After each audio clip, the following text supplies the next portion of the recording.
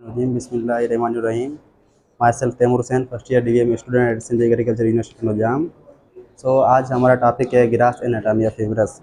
हम ह्यूमरस की बात करते हैं तो ह्यूमरस जो है कि प्रोकॉल में प्रेजेंट होती है। उसकी ये एक सिंगल बोनी एलिमेंट होता है जिसे हम स्टाइलोपोडियम भी कहते हैं और ब्रेशियम भी ह्यूमरस को हम बोलते हैं।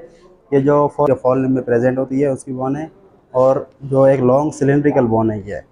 उसके बाद इसकी आर्टिकुलेशन की बात करते हैं तो प्रोक्सिमल जो हेड होता है वो आर्टिकुलेट करता है ग्लेनोइड कैविटी ऑफ स्कैपुला के साथ और बाल एंड सॉकेट जॉइंट बनाता है। और जो डिस्टली ये आर्टिकुलेट करती है रेडियस एंड अल्ना के साथ एल्बो जॉइंट बनाती है। उसके बाद हम प्रोक्सिमल एक्सट्रीमिटी की बात करते हैं तो प्रोक्सिमल एक्सट्रीमिटी में हेड होता है जो कि राउंडेड होता है और ग्रेटर एंड लेसर ट्यूबरक्यूल्स होते हैं और इनके बीच में एक इंटर ट्यूबरक्यूलर ग्रूव होता है जो इनको सेपरेट करता है। और उसके बाद ये नेक होती है, नीचे सर कंस्ट्रक्टेड पार्ट होता है जिसे हम नेक कहते हैं। और उसके बाद शेफ्ट की बात करते हैं तो शेफ्ट में या लेटरल साइड पे डेल्टोइड ट्यूबरोसिटी होती है जहाँ पे डेल्टोइड मसल्स अटैच होते हैं। उसके ऊपर डेल्टोइड ट्यूबरोसिटी के ऊपर ये ट्राइसेप्स लाइन होती है जहाँ पे ट्राइसेप्स मसल अटैच होते हैं।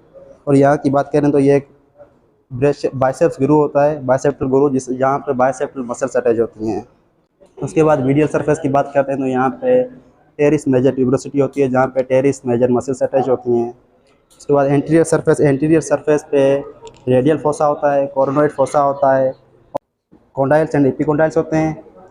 जो कॉन्डाइल्स होते हैं उनको एंटीरियर पोस्टीरियर रिज होती है वो सेपरेट करती है एक कैपिटुलम और ट्रोक्लिया में। और उसके बाद समाल प्रोजेक्शन होती हैं जिसे हम एपिकॉन्डाइल्स कहते हैं जहाँ से flexor and extensor muscles of carpus originate होती हैं। उसके बाद रेडियल फोसा होता है जहाँ पे रेडियस का जो हेड होता है वो अटैच होता है जब एल्बो फ्लेक्स होती है तब। उसके बाद जो कार्डियल सरफेस की बात करते हैं तो यहाँ पे न्यूट्रेंट फोरामेन होता है और ओलिक्रेनियन फोसा होता है जहाँ पे ओलिक्रेनियन प्रोसेस ऑफ अल्ना अटैच होता है ड्यूरिंग एल्बो फ्लेक्सेशन। यहाँ पे हम ह्यूमरस की आर्टिकुलेशन देखेंगे अब तो ये आप देख सकते हैं कि ह्यूमरस का जो हेड है ये स्कैपुला की ग्लेनोइड कैविटी के साथ आर्टिकुलेट करता है जो कि हेड की जो साइज़ होती है वो ज़्यादा होती है।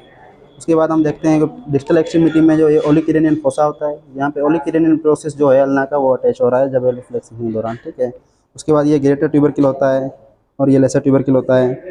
ये डेल्टोइड ट्यूबरोसिटी होती है जहाँ पे डेल्टोइडेस मसल्स अटैच होती हैं और ये ट्राइसेप्स लाइन होती है। और ये एक रफ एरिया है हेड के नीचे ग्रेटर ट्यूबरक्ल के नीचे जहाँ पे जो इंफ्रास्पाइनस मसल्स अटैच होती हैं। और ये बाइसेप्टल ग्रू होता है जहाँ बाइसेप ब्रेशियल मसल्स अटैच होती हैं। और यहाँ पे न्यूट्रेंट फोरामेन होता है डिस्टली कार्डल साइड पे। और ये जो इसकी लोकेशन है आप देख सकते हैं ये फोर लिम्ब में प्रोक्सिमली पार्ट में प्रोक्सिमल बोन है फोर लिम्ब की और जो कि इसका जो डायरेक्शन है वो बैकवर्ड एंड डाउनवर्ड है, ऑब्लिकली बैकवर्ड एंड डाउनवर्ड इसका डायरेक्शन है। और इसके साथ कॉन्डाइल्स होते हैं जो रेडिएशन अल्ना के साथ आर्टिकुलेट करते हैं। और यहाँ पे एंटीरियर पोस्टीरियर रिज होती है जो इन दोनों कॉन्डाइल्स को कैपिटुलम एंड ट्रोक्लिया को सेपरेट करती है। और ये इनके एपिकॉन्डाइल्स होते हैं जो समाल प्रोजेक्शंस होते हैं। तो आज का ये टॉपिक था ग्रास एनाटॉमी ऑफ ह्यूमरस जो हमने पहले बोन देखी, उसके बाद हमने आर्टिकुलेशन जो लाइव देखी यहाँ पे आर्टिकुलेट कैसे होता है। और जो एक लॉन्ग बोन होती है ये आर्टिकुलेट करती है में लॉन्ग बोन होता है। इसका जो मूवमेंट में मेन रोल होता है